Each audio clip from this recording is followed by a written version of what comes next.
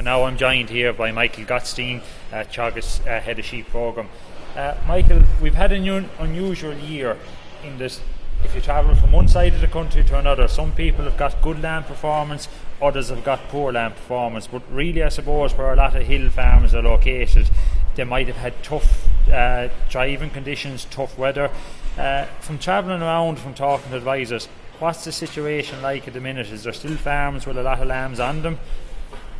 Yeah, well, I'd say most of the hill lads now, to be fair, have the lambs gone off them, and I think that was probably helped by and large by a pretty buoyant store lamb trade. So fair enough, lambs were a little bit lighter maybe than they would be in other years because we had such a wet summer, and lamb thrive across all the better farms is back this year. It's back here in Athenry as well.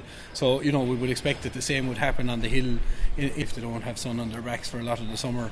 But I think all in all, there was a good store lamb price. Okay, I know it came under a little bit of pressure maybe lately, but still in all, guys are getting prices on a par and above what they would have got on average, I suppose, for the last 5 years.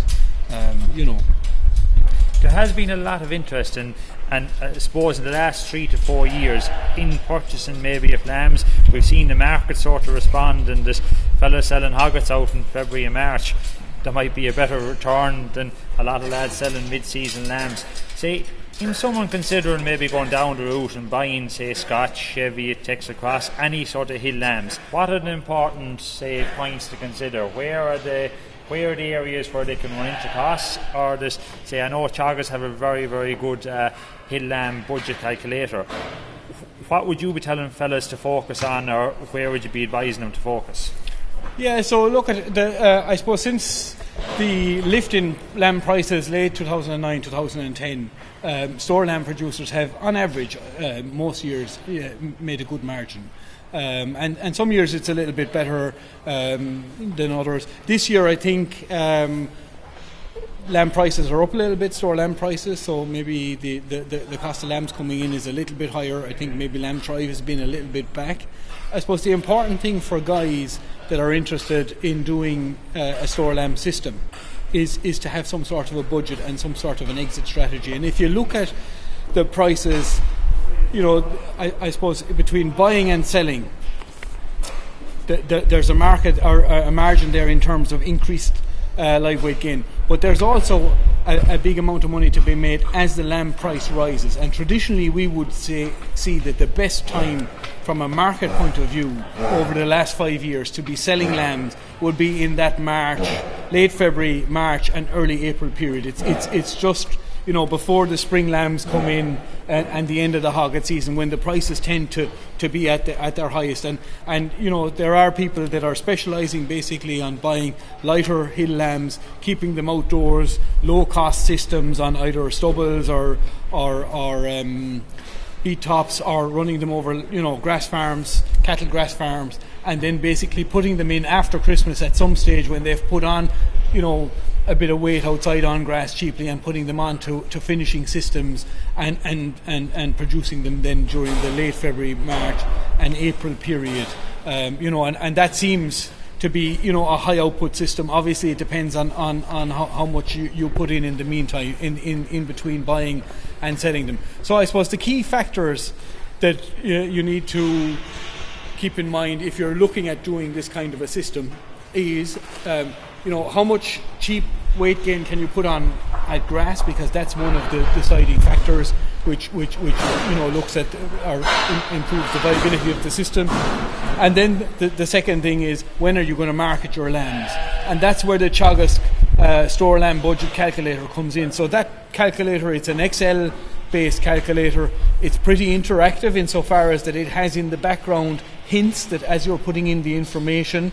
So if you click on, for example, veterinary cost, it'll give you 3 different options: a low veterinary cost, which is just basically maybe a worm dose and a foot treatment; a medium one, which will be a small little bit of vaccination and maybe an extra fluke or worm dose; and a higher worm cost schedule, which is maybe the whole hog, giving them the full Heptivac P plus the ORF vaccine plus a number of parasite treatments.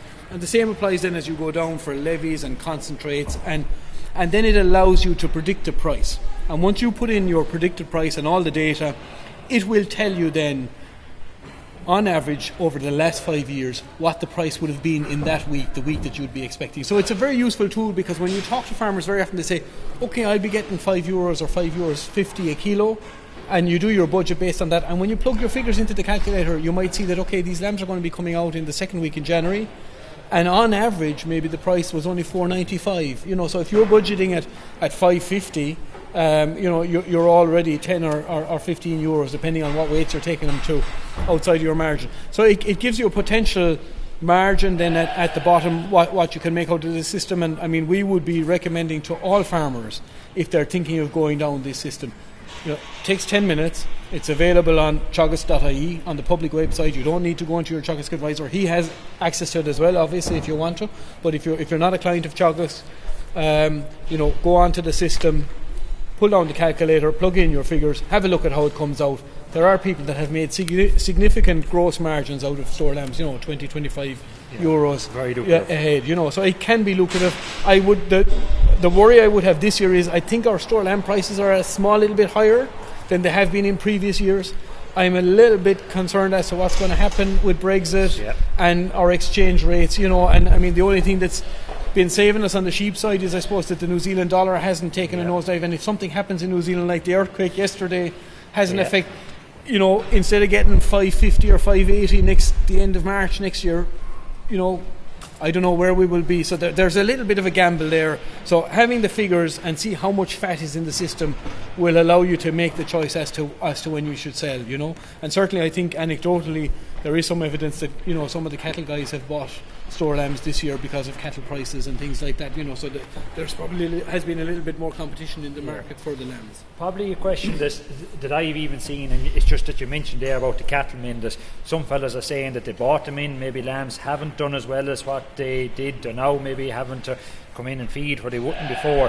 Teagasc and your team have done an awful lot of work in the last 3 years in regards just simple messages on telling fellas what to buy. That if they go into a merchant, and many merchants are saying, I have a 16-18% Rolls Royce ration here, 25 kilo bags, it costs $370, $380. That puts your economics, your budget under severe pressure.